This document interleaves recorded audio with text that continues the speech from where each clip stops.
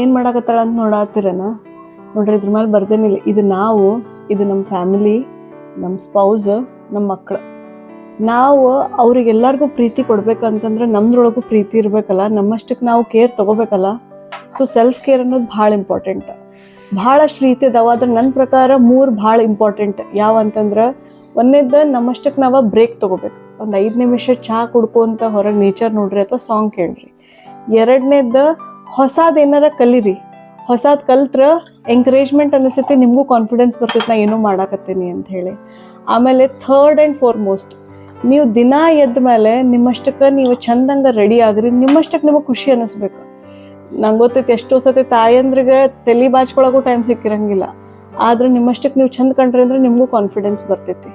ಅವಾಗ ಯಾವಾಗ ನಿಮ್ದು ಕಪ್ಪನ್ಯಾಗ ನಿಮ್ಮ ಪ್ರೀತಿ ತುಂಬ್ತೈತಲ್ಲ, ಅವಾಗ ನೀವು ಬೇರೆದವ್ರಿಗೂ ಇನ್ನಷ್ಟು ಪ್ರೀತಿ ಕೊಡ್ಬೋದು.